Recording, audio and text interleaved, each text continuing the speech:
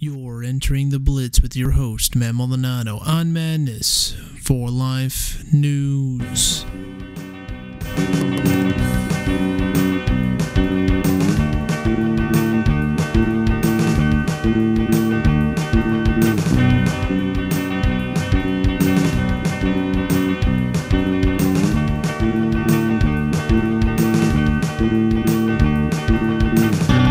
I find it quite extraordinary, so many words in a dictionary, yet I struggle for such clever words. Oh, where art thou now? I drank up all these potions, like magic books give me the notions. Every now and then I feel a chill running up my spine, but it's not enough, no much more it seems. They ask of me, oh, how much I love the corporate hold. They've adhered on me at the slightest chance. I'll burn down this factory.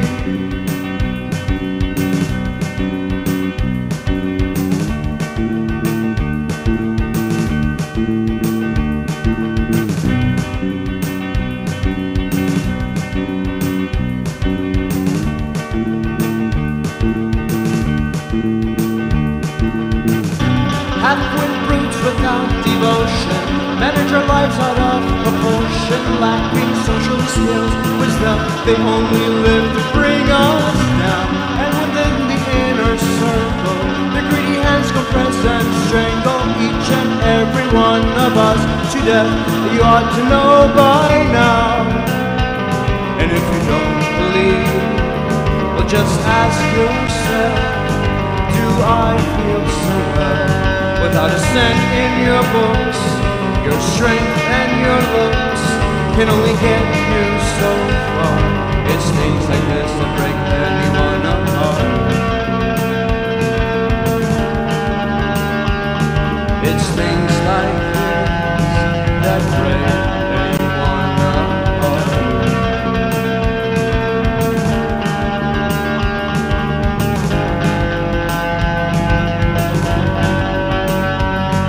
It's never enough, much more it seems. They want from you and me how much I hate the poignant gestures that they make. I'm stepping out the door, I just don't feel I want to work here anymore. I just don't feel I want to. I just don't feel I want to work here anymore. I just don't feel, I just don't feel, I just don't feel anymore.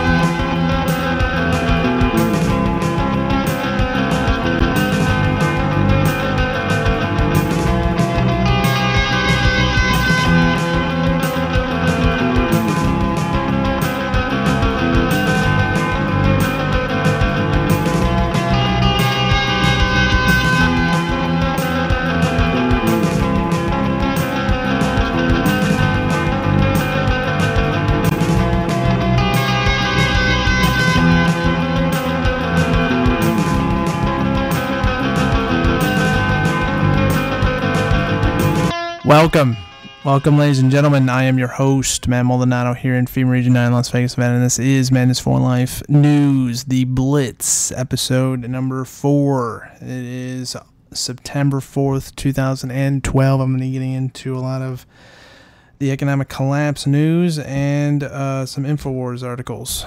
So fasten your seatbelts. First article from the economic collapse. What is the best place to live in America? Pros and cons for all 50 states. Let's get into that right now. If you could live in any state in America, where would you go? During troubled times like these, what is the best place in the United States to live? A lot of people are asking these kinds of questions these days. Our economy is on the verge of collapse. Natural disasters are becoming more frequent and more instant. The U.S. population is becoming angrily angrily and more frustrated by the day. Our government has become incredibly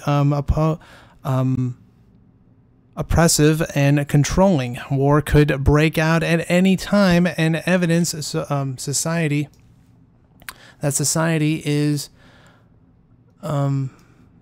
is breaking down is all around us as our world becomes increasingly unstable. Many families are considering moving somewhere else, but what areas are best and what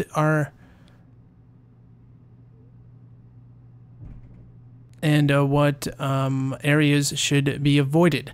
Is there really a best place to live in America? Well, the truth is that each family is facing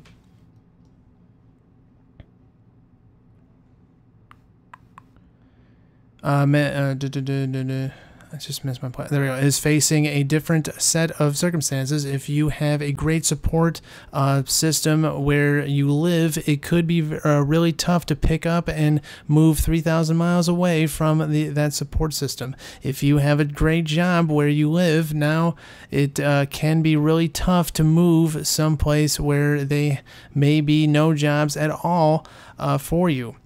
But without a doubt, there are some areas of the country that will be far better off than others in the event of a major economic collapse. This article will take a look at each of the 50 U.S. states and will list some of the pros and cons for moving to each one. Not all of the factors listed below will be important to you, and a few have even been thrown in for humor. But if you are thinking of moving in the near future, hopefully this list will give you some food for thought. A few years ago, when my wife and I, the person that wrote this article, when my wife and I, living near Washington, D.C., we knew that we wanted a chance, and we went through this kind of a process. We literally avoided areas from coast to coast, moved from areas to coast to coast. In the end, we found a place that is obviously perfect for us, but different things are important to different people. If I give your political state a low rating, please don't think that I am trashing the entire state or all of the people who live there.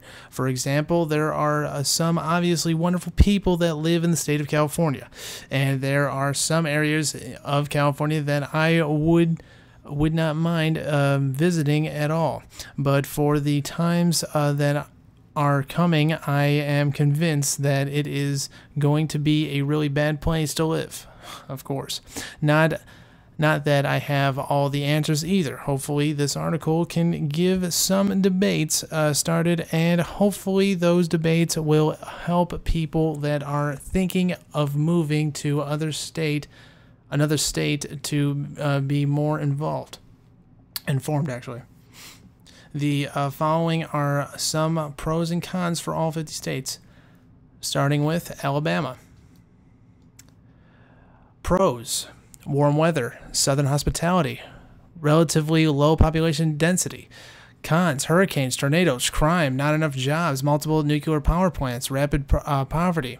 Overall rating, C+. Alaska. Pros: great fishing, lots of empty space, low population density, great for rugged individualists. Cons: very high cost of living, earthquakes, volcanoes, extremely cold, short growing season, too much snow, potentially cut off from supplies from the lower 48 states during an emergency situation. Overall rating, B. Arizona, warm weather, pros. Cons: illegal immigration, wildfires, return of Dust Bowl conditions, not enough jobs, not enough rain, multiple nuclear power plants, crime, gang violence, Phoenix. Overall rating, D+ for Arizona. Arkansas. Pros: southern hospitality, warm weather. Was it Ozonic National Forest? Cons: tornadoes, Clintons, new Mandarin fault zone. Mandarin fault zone. Sorry about that. Multiple nuclear power plants. Crime, rapid poverty. Overall rating C. California. Pros: Disneyland, warm weather, Malibu. Cons: high taxes, Jerry Brown. Earthquakes, mudslides, wildfires, gang violence, crime, traffic, rapid poverty, insane politicians, ridiculous regulations, bad schools, political correctness, illegal immigration, not enough jobs, air pollution, multiple nuclear power plants, possible tsunamis threaten along the coast, Los Angeles, San Francisco, Oakland, Stockton, Sacramento, huge drug problem, high population density, the state government is broke, many more reasons to leave California right here. On the article of from the economic collapse. Overall rating F. Colorado, pros: Rocky Mountains, Colorado Springs. Cons: wildfires, illegal immigration, short growing season, not enough rain, too much snow, huge drug problem. Overall rating B. Connecticut, pros: beautiful homes. Cons: high taxes, insane politicians, ridiculous regulations, political correctness, short growing season, multiple nuclear power plants, high population density. Overall rating C-. Delaware, pros: good fishing. Cons: Joe Biden, political correctness, ridiculous regulations, insane politicians, crime, high population density. Overall rating D. Florida, pros: University of Florida Gators, oranges, low taxes, southern hospitality, Disney World, Glenville, warm weather, beautiful beaches, Daytona, whatever. Cons: hurricanes. Most of the state is barely above sea level. High population density. Not enough jobs. Multiple nuclear power plants. Crime, gang violence, illegal immigration. Overall rating C. Georgia, pros: peaches, southern hospitality, warm weather. Cons: not enough jobs, multiple nuclear power plants, crime, gang violence, flesh-eating disease. Atlanta, overall rating B-. Hawaii, pros: awesome beaches, warm weather, great vacation destination. Cons: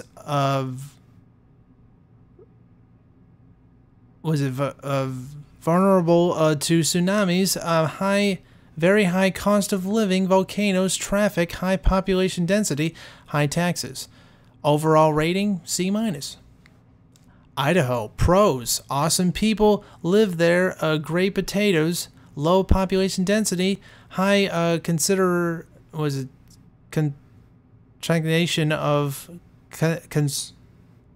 concentration of liberty-minded individuals, low crime. Sand Point, North Idaho has plenty of water compared to the rest of the entire west. Beautiful scenery. Cons: cold in the winter, wildfires, short growing season, not enough jobs. A. That's the overall ranking for Idaho. Illinois, where I used to live, by the way. Pros: once you get away from Chicago, things are not quite so bad. Cons: Barack Obama, drought, a new Mandarin fault zone, high population density, political correctness, ridiculous regulations, insane politicians, crime, gang violence, Chicago, East St. Louis, not enough jobs, multiple nuclear power plants, mob robberies, the state government is drowning in debt. Overall rating D-. Indiana, pros: it is in better shape than Illinois, good farming, high Amish population. Cons: drought, tornadoes, the city of Gary, relatively high population density near the new Mandarin fault zone, a Rust Belt state. Overall rating C minus. Iowa. Pros: low population density, low crime, good farming. Cons: drought, tornadoes, cold in the winter, multiple nuclear power plants, too much snow, very flat. Overall rating B minus. Kansas. Pros: low population density, low crime, good farming. Cons: drought, tornadoes, return of Dust Bowl conditions, very flat. Overall rating B. Kentucky. Pros: southern hospitality, great horses, Lexington. Cons: new Mandarin fault zone, not enough jobs, rampant poverty, Louisville. Overall rating C. Louisiana. Pros: southern hospitality, warm weather. Cons: hurricane, New Orleans, not enough jobs, tornadoes, multiple nuclear power plants, oil spills, crime, gang violence, rapid poverty. Overall rating D. Maine. Pros: low population density, low crime, polite people. Cons: extremely cold, short growing season, political correctness, ridiculous regulations, insane politicians, too much snow. Overall rating B minus. Maryland. Pros: the Washington Redskins play there. Cons: Baltimore borders Washington, D.C., high population density, really bad traffic, political correctness, ridiculous regulations, insane politicians, multiple nuclear power plants, crime, gang violence. Overall rating C minus. Massachusetts. Pros: beautiful homes. Cons: high taxes, political correctness, ridiculous regulations, insane politicians, high population density, short growing season, almost everything is illegal in Massachusetts. Overall rating D+. Michigan. Pros: once you get away from Detroit and Flint, things get better. Cons: Detroit, Flint, Dearborn, extremely cold, short growing season, political correctness, ridiculous regulations, insane politicians, not enough jobs, multiple nuclear power plants, too much snow, a Rust Belt state. Overall rating D minus. Minnesota. Pros: land of 10,000 lakes. Cons: extremely cold, short growing season, multiple nuclear power plants, too much snow, high taxes. Overall rating C. Mississippi. Pros: southern hospitality, relatively low population density, warm weather. Cons: hurricanes, tornadoes, not enough jobs, rapid poverty, crime. Overall rating C+. Missouri. Pros: good farming, Bronson. Like Charles Bronson. Cons: drought, tornadoes, new Mandarin fault zone, not enough jobs, crime. Overall rating C for Missouri. Montana. Pros: low population density, low taxes, high concentration of liberty-minded individuals. Missoula, and I can't even say those cities' names. I'm sorry. Cons: extremely cold in the winter, wildfires, short growing season, not enough rain, near Yellowstone supervolcano, rapid poverty, too much snow. Overall rating B+.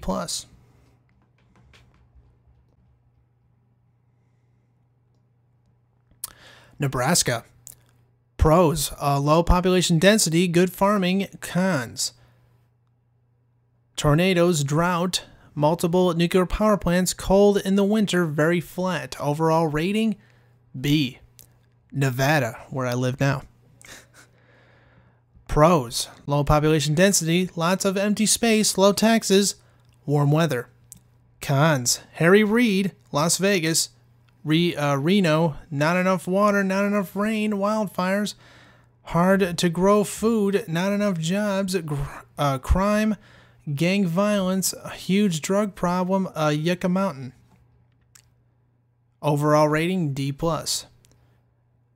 New Hampshire. Pros: low crime, beautiful homes. Cons: extremely cold, short growing season, political correctness, ridiculous regulations, insane politicians, too much snow.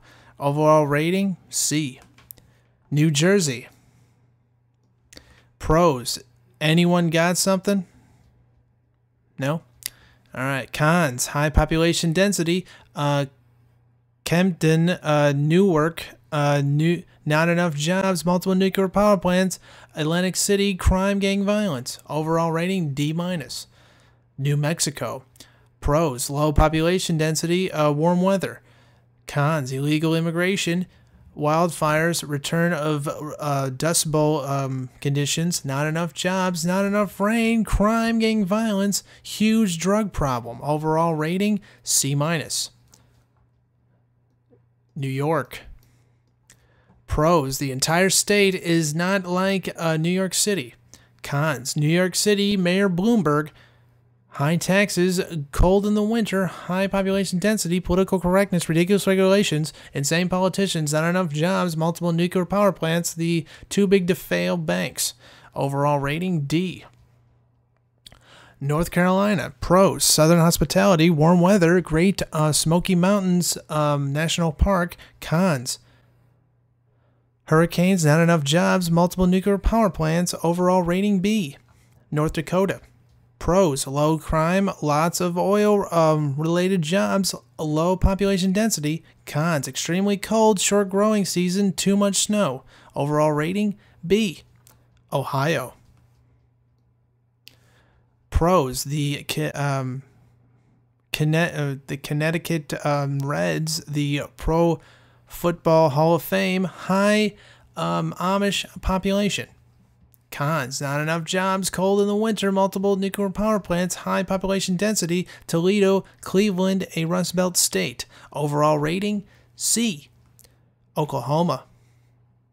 Pros, warm weather, good farming. Cons, drought, tornadoes, wildfire, return of Dust Bowl conditions, not enough rain, crime, Oklahoma City, rampant poverty. Overall rating, C. Pros, the natural beauty. Cons, high taxes, Portland, political correctness, ridiculous regulations, insane politicians, not enough jobs, huge drug problem, possible typhoon threat along the coast. Overall rating, C-. Pennsylvania. Pros, high Amish population. Cons, high population density, Philadelphia, Pittsburgh, not enough jobs, multiple nuclear power plants, a Rust Belt state. Overall rating, C. Rhode Island. Pros, small, so small that most people don't notice their problems. That's the pros. Cons, the state is flat broke. Short growing season, political correctness, ridiculous regulations, insane politicians, not enough jobs, high population density. Overall rating, D+. South Carolina. Pros, southern hospitality, warm weather, Myrtle Beach. Cons, hurricanes, not enough jobs, multiple nuclear power plants, crime, gang violence, rampant poverty. Overall rating, B. South Dakota. Pros, low population density, fun tourist traps, the Badlands, Mount Rushmore. Cons, extremely cold, short growing season, very flat, too much snow. Overall rating, B. Tennessee. Pros, Nashville, Michael W. Smith, southern hospitality, warm weather, Glittlenburg. Cons, Memphis, new Mandarin Fault Zone, multiple nuclear power plants, crime, gang violence, rampant poverty. Overall rating, B-. Texas. Pros, low taxes, warm weather, Austin. Cons, drought, illegal immigration, tornadoes, wildfires, West Nile virus, the Dallas Cowboys, return of Dust Bowl conditions, speed traps, not enough rain, multiple nuclear power plants, George W. Bush, crime. Overall rating, B-. Utah. Pros, beautiful mountains, low crime, low population density. Cons, cold in the winter, wildfires, Salt Lake City, short growing season, not enough rain, illegal to collect rain. B minus. That should also be in the Oregon. In the Oregon one too. Yeah, because they also not allow you to collect rain. Anyway, continuing here, Vermont. Pros. The University of Virginia. No, it's Vermont. I'm sorry. I just skipped to Virginia. Vermont. Pros. Low crime, beautiful homes. Cons. Cold in the winter, insane politicians, ridiculous regulations.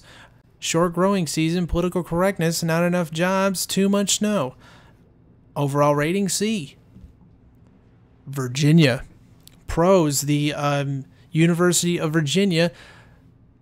Southern hospitality. Charlottesville. Cons. Borders. Washington, D.C., high population density, multiple nuclear power plants. Richmond, only really bad traffic in northern Virginia. Overall rating B minus. Washington. Pros. The eastern half of the state is quite nice and much different from the coast. Cons. Way too much rain along the coast. Volcanoes, wildfires, insane politicians, ridiculous regulations, political correctness, not enough jobs, possible tsunami threat along the coast. Seattle. Overall rating C. West Virginia. Pros. Beautiful mountains. Cons. Not enough jobs, rampant poverty. Overall rating B. Wisconsin. Pros. Cheese. The Green Bay Packers. Cons. Extremely cold, short growing season, multiple nuclear power plants, too much snow. Overall rating B minus.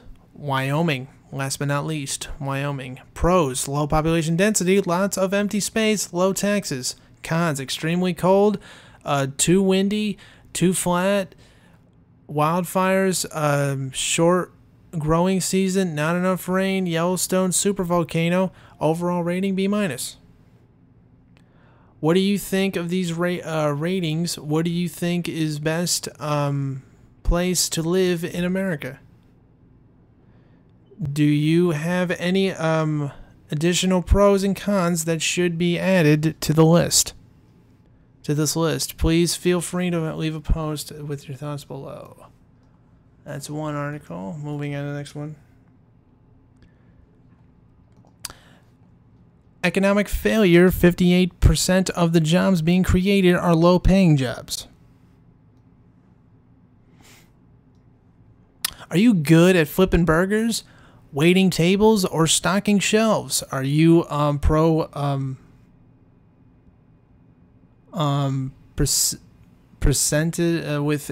presented with a cash restrictor? Do you enjoy doing mindless work for very low pay? If you answered yes to any of those questions, then you are probably going to fit in very well in the new U.S. economy, according to a report that has just been released by the National Employment Law Project. 58% of the jobs that have been created since the end of the recession have been low-paying jobs. So exactly what is a low-paying job? Well, the National Employment Law Project defines it as a job with an hourly wage between $7.69 and $13.83. $13.83. But of course, you can't pay a mortgage or support a family on $13.83 an hour. Even if you got full-time hours the entire year, you would make less than $28,000 on an annual basis. The federal poverty level for a family of 5 is $27,010. So, needless to say, most of these jobs are not paying enough to support a middle-class lifestyle. The representative This represents an economic failure on a fundamental level. Our economy is producing very few good jobs that enable people to be able to raise families and live the American dream. The ranks of the working poor are exploding, and the number of Americans that are dependent on the government is sitting at an all-time record, setting an all-time record. Sadly, if current trends continue, things are going to get a lot worse. The number compiled by the National Employment Law Project are obviously stunning. Most of the jobs lost during the recent recession were mid-wage jobs, and most of the jobs created since then have been low-wage jobs. This represents a fundamental shift in our economy. Just check out these figures. 21% of the jobs lost during the last recession were low-wage jobs, paying between $7.69 and $13.83 an hour. 58% of the jobs created since the end of the recession have been low-wage jobs paying between $7.69 and $13.83 an hour. 60% of the jobs lost during the last recession were mid-wage jobs paying between $13.84 and $21.13 an hour. 22% of the jobs created since the end of the recession between mid-wage jobs being between $13.84 and $21.13 an hour. But even the high end of the mid-wage pay scale is not that great. If you make $13 an hour and you work full-time hours for the entire year, you will end up making about $42,000 for an entire year. Yes, that can probably support a family of 4 in most areas of the country, but you really have to grasp and save to do it, and actually scrape and save. And keep in mind that 80% of all jobs being created now pay at that level or less. Welcome to the new U.S. economy. It really stinks for workers. The truth is that there has been a fundamental cultural change in our economy. Workers are now longer valued. They are viewed as expensive liabilities that should be opposed of as rapidly as possible once their usefulness has ended. There is very little loyalty to workers these days, and most big corporations do not really care about the quality of the living lives of their workers. The number of companies offering health insurance in their workers continues to decline, and thanks to Obamacare, that decline is accumulating even further. And the number of companies offering pension plans to their workers continues to decrease as well. At this point, less than 25% of all jobs in the United States are good jobs, and that number continues to shrink. Is this because the big corporations are not making enough money? Not at all. In fact, corporate profits have been setting all-time records in recent years. You look in the graph below. Meanwhile, wages as a percentage of the economy are at an all-time low.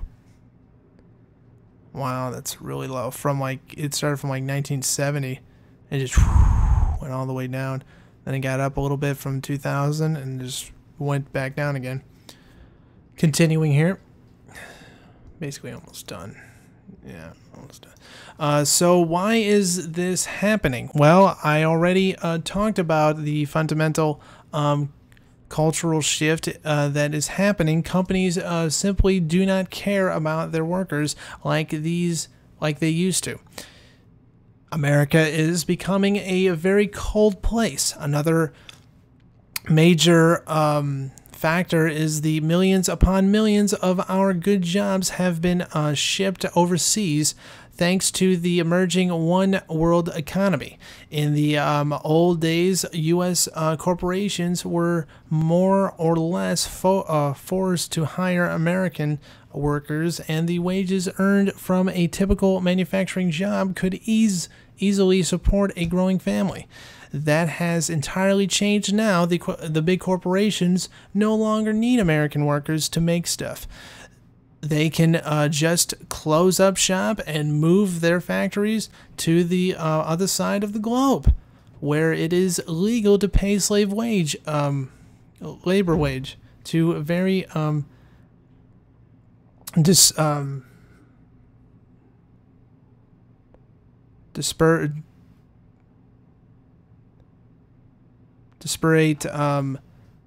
workers. And now there is a greatly increased compassion for the jobs that we still have in this country, because so many of our jobs have disappeared. If you don't like how your employer is treating you, that is just too bad.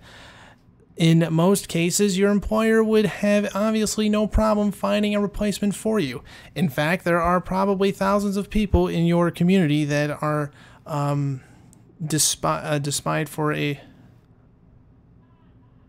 looking for a job such as yours. So what does all this mean?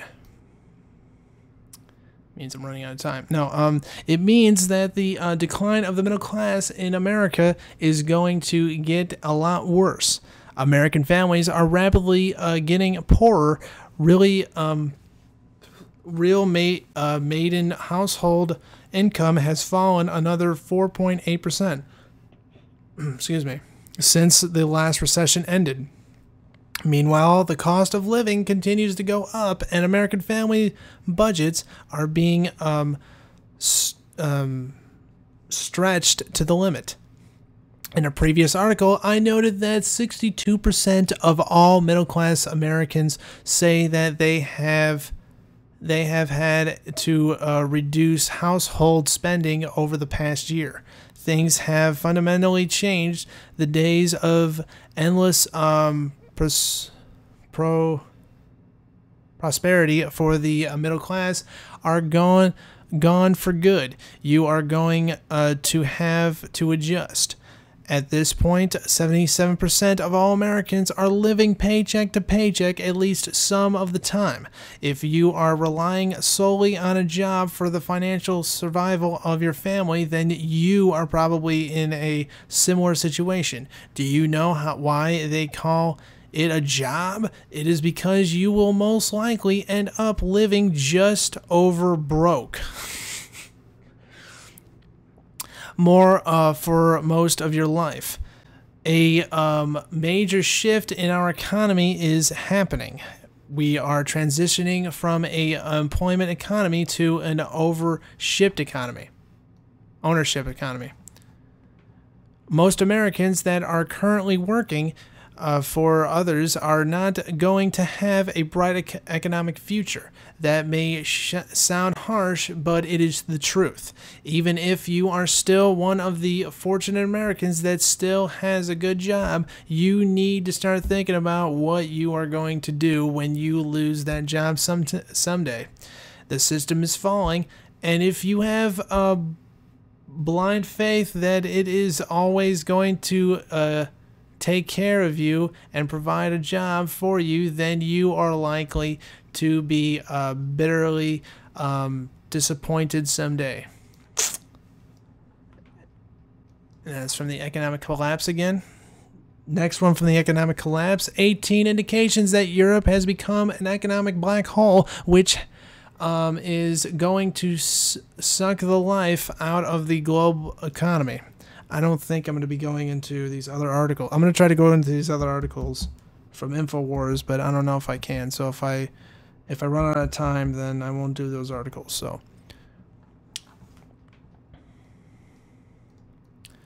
Alright, continuing here. Summer vacation is over and things are about to get very interesting in Europe.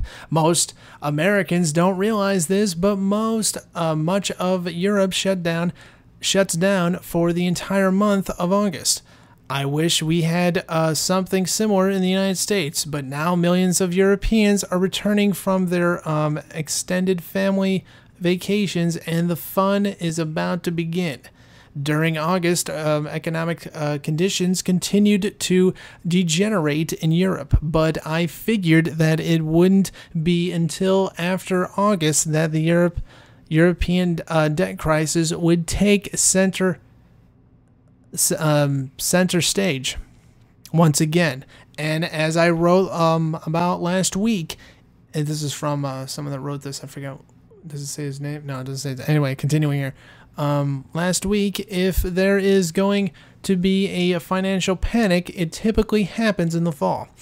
The stock market has seen quite nice rally over the summer, and many investors are nervous that we could see a significant correction very soon.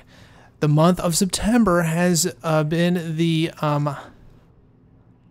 absolute worst month for stock performance over the past 50 years. It has also been the absolute worst month for stock performance over the past 100 years as well. Of course, that does not guarantee that anything is going to happen this year, but things in Europe continue to get worse. Unemployment rates are spiking, manufacturing activity is slowing down, house prices are crashing, and major financial institutions are failing. What is happening in Europe right now appears it to be an even worse version of what happened in the United States back in 2008. But most Americans aren't too concerned about what is happening in Europe. In fact, most Americans don't believe that a European financial collapse would be much of a problem for us. Well, just remember what happened back in 2008 when the U.S. financial system started coming apart at the seams. It sparked a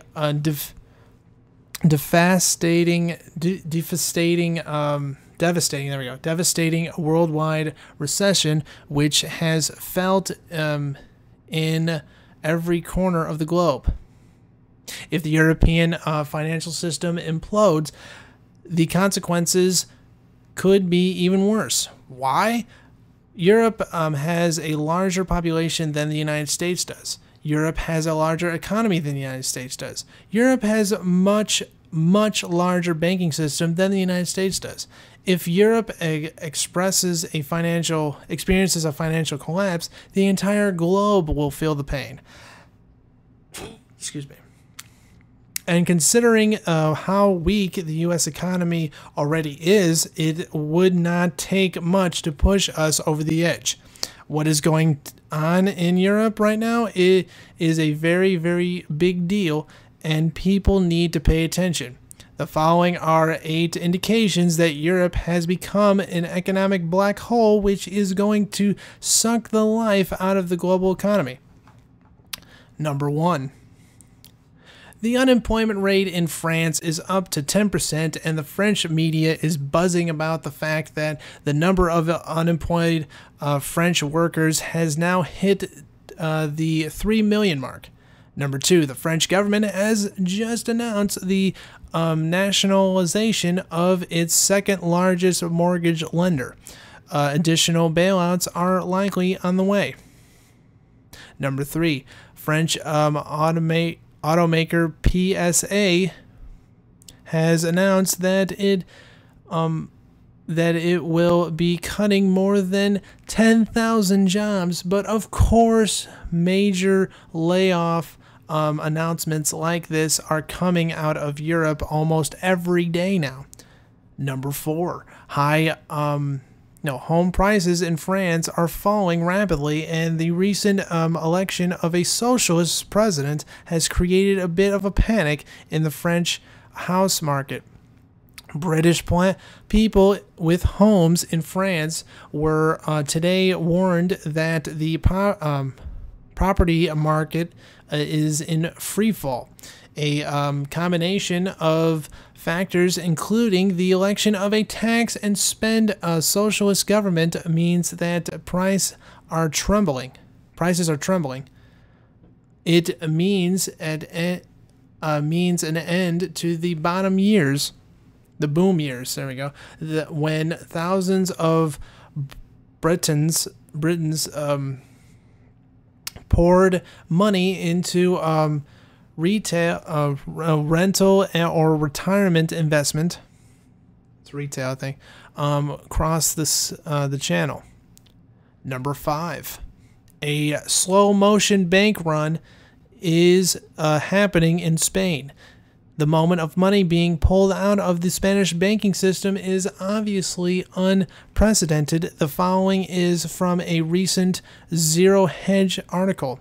The Central Bank of Spain just released the net capital outflow numbers, and they are distressing. I don't know. During the month of June alone, $70.90 billion left the Spanish banks, and in July it was worse at $92.88 billion, which is 4.7% of total bank deposits in Spain. For the first 7 months of the year, the outflow adds up to $368.80 billion, or 17.7% of the total bank deposits of Spain, and the transactionary of the outflow in increasing dramatically. Reality is reality. Reality is reality, and Spain is experiencing a fledged run on its banks, whether one in Europe wants to admit it or not. If this pace keeps up, more than $600 billion will be pulled out of Spanish banks by the end of the year. Keep in mind that the GDP of Spain for all of 2011 was just $1.49 trillion. So by the end of this year, we could see the equivalent of more than 40% of Spanish GDP pulled out of Spanish banks and sent out of the country. In case you were wondering, yes, that is a nightmare scenario. Number 6, the unemployment rate in Spain is over 25%.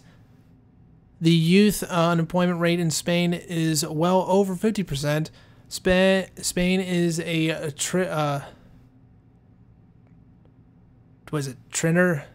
tinderbox? No, it's tinderbox that could be sent ablaze at any moment. Number 7, the yield on 10-year Spanish bonds is up to 6.85%. This is unsustainable level, and if rates don't come down on Spanish debt, soon it is inevitable. There we go. It is inevitable that Spain will end up just like Greece. Number 8. On Monday, it was announced that Spanish banking giant Bankia will be getting an emergency cash injection of between 4 and 5 billion euros. Apparently, cash injections sound better to the politicians than a bailout does. Number 9. The housing crash in Spain just continues to get worse. It is being reported that some homes in Spain are being sold at a 70% discount from where they were at the peak of the market back in 2006. At this point, there are approximately 2 million unsold homes in Spain. Number 10. There are presented rumors that the government of Spain will soon be forced to officially ask for a bailout from the rest of Europe, but who is going to bail them out? Most of the other governments of the Eurozone are on the verge of bankruptcy themselves. Whoa. Number 11. Manufacturing activity in Europe has contracted for 13 months in a row. The following is from a recent Reuters report. The downturn that began in the smaller pre-temporary members of the 17 national nation bloc is now sweeping through Germany and France, and the situation remained dire in the region's third and fourth biggest economies of Italy and Spain. Larger nations like France and Germany remain in reverse gear. The manufacturing sector is on course to act as a drag on cross domestic product in the third quarter, said Rob Dowdson, senior economist at Data Collector Market. Markets of final purchases managers index for the manufacturing sector fell from a earlier flash reading of 45.3 to 45.1, above July's 3-year low of 44. But notching its 13th month below the 50 mark, separating growth from construction. Number 12. Chinese reports to the EU declined by 16.2% in July. U.S. exports to Europe have been steadily falling as well. Number 13. Slovenia and Kraspis are two other Eurozone members that are in desperate need of bailout money. The dominoes just keep falling, and nobody seems to be able to come up with a plan to fix Europe. Number 14. Even the strong economies in Europe are being dragged down now. For example, unemployment in Germany has risen for 5 months in a row.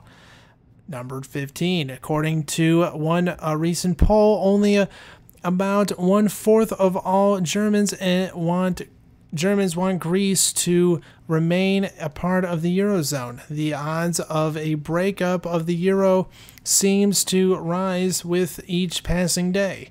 Number 16. It is now estimated that bad loans make up approximately 20% of all domestic loans in the Greek banking system at this point. 17. The suicide rate in Greece is more than 13% higher than it was last year. People are becoming very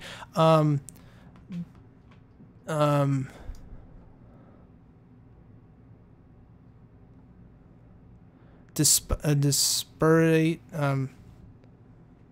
in Greece, and there is no end in sight to the economic depression that they are going through. 18. Large U.S. Companies have been rapidly getting prepared for a Greek exit from the Eurozone. The following is from a recent New York Times article. Even as Greece tries to avoid defaulting on its debt, American companies are preparing for what was once unthinkable, that Greece could soon be forced to leave the Eurozone. Bank of America Merrill Lynch has looked into filling trucks with cash and sending them over the Greek border so clients can continue to pay local employees and suppliers in the effort money is available. Ford has configured its computer systems so they could be able to immediately handle a new Greek currency, and it just continues on from there. You can find that at theeconomiccollapse.com. It's actually the economiccollapseblog.com. So that is the end of the show today, ladies and gentlemen. So I'm going to be back tomorrow. You can follow me. You can click the subscribe button to this video, as well as my channel. You can follow me on also the links below, as well as follow Close to Modern. The song that you just heard, which was called Greedy Hands. You can also follow them on the links below. So thank you very much, ladies and gentlemen, for listening to me and tolerating me today. And have a good day, and see you tomorrow. God bless America.